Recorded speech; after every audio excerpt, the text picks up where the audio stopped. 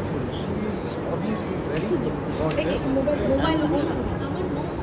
মানে আজকে জোরে বলা সুন্দরী বিয়ের দিনটা একটা আলাদা রূপ ছিল। এইটা খুব মানে কঠিন টাস্ক রুদ্রদাকে বলা হলো যে জোরে বলো। হ্যাঁ সেই রুদ্রদার গলা মানে কি মানে জোর হয় না, একটু আস্তে খুব আস্তে, একটু আস্তে হওয়াটাই বেটার। আমার প্রচন্ড জোর বলছে ছেলেদের আওয়াজ একটু আস্তে থাকলে বাড়িতে শান্তি থাকে। আচ্ছা আজকে মেয়ে বলুক মা না বাবা, লুকে কে এগিয়ে একটু শুনি। দুজনেই, আমি দুজনকে এরকমভাবে ডিসক্রিমিনেট করতে পারবো না, দুজনকেই খুবই ভালো দেখতে লাগছে। অফকোর্স বাবা, এখন বাবার নতুন নাম হয়েছে হলো পপসি, সেটা আমি এখন মানে এটা সিক্রেট ছিল যে আমি রিভিল করলাম সবার সামনে।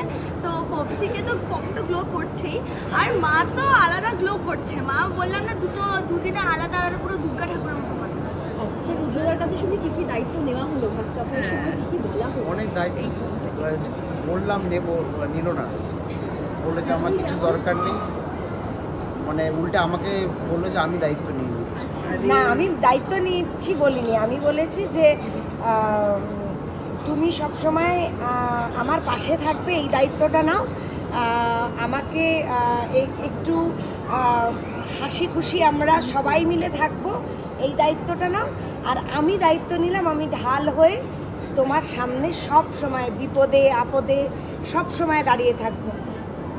যেহেতু আমি অর্ধাঙ্গিনী, তাই জন্যে আমি সব সময় একদম মা দুর্গার মতো সামনে আমি দাঁড়িয়ে থাকবো। তবে সবচেয়ে বড় দায়িত্ব বোধহয় দুজনের মেয়েকে। হ্যাঁ না মেয়ে নিয়েছে বোধহয়, তোমার দুজনের এই কদিনে সবচেয়ে বড় দায়িত্ব বোধহয়। হ্যাঁ গরিমাই নিয়েছে, রাইট, অ্যাবসলিউটলি। গরিমা মানে কতটা প্রাউড আজকের দিনে, মা বাবাও বলবে এবং তুমিও বলো কতটা মানে ফাইনালি হলো এই দিনটা। ফাইনালি খুবই প্রাউড, আর আমি এটার জন্য খুবই ওয়েট করছিলাম। এখন যখন হয়ে গেছে আমি ভেরি প্রাউড, আর আমি খুবই ভালো লাগছে আমার। এইটুকু বয়সে এতটা দায়িত্ব নিল, মনিকা দি কি বলবে? শোনো মানে এইটা না আমার কাছে একটা স্বপ্নে, মানে বলে না বিয়েটা একটা স্বপ্নের মতো, যেরকম বিয়েটা আমার কাছে স্বপ্নের মতো, আর এইটাও আমার কাছে একটা স্বপ্নের মতো। যখন গরিমাকে হাতে তুলে নিয়েছিলাম প্রথম দিনে, তখন তো একটা পরীর মতো, সেটা যেরকম একটা স্বপ্নের মতো ছিল।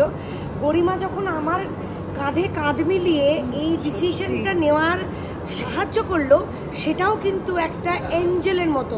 ও কিন্তু আমার জীবনের এঞ্জেল, একদম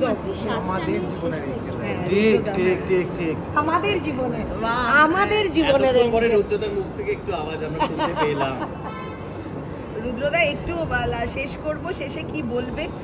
দুজন বিশেষ নারী তোমার জীবনের, একজন বেস্ট ফ্রেন্ড, আরেকজন বেস্ট ফ্রেন্ডের কাছাকাছি বোধহয় দাঁড়িয়ে আছেন, তো কি বলবে শেষে? দেখো আমার ইউনিভার্সটা খুবই ছোট, I am absolutely complete family man, আর আমার কাছে এইটুকুনি হচ্ছে কোনো জগৎ, এই জগৎটাকে নিয়ে থাকতে চাই ভালোভাবে সুস্থভাবে, আর ওদেরকে যে আমি সুস্থভাবে ভালোভাবে রাখতে পারি সেটাই ভগবানের কাছে কামনা করি।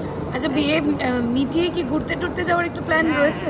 গরিমার পরীক্ষা কোনো প্ল্যান নেই, গরিমার পরীক্ষা শেষ হলে আমাদের একটা প্ল্যান আছে, আমরা সবাই মিলে ঘুরতে যাবো। তাই তো জায়গাটা কি গরিমা ডিসাইড করবে?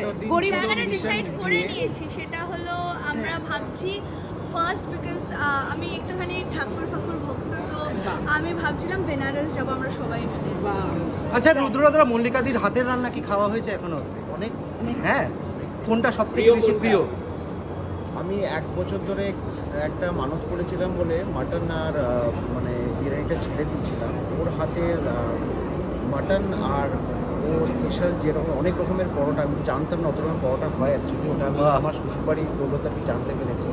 আমার শাশুড়ি আর আমার বউ অনেক রকমের পরোটা বানাতে পারে, তোমরা প্লিজ এসে একদিন খেও।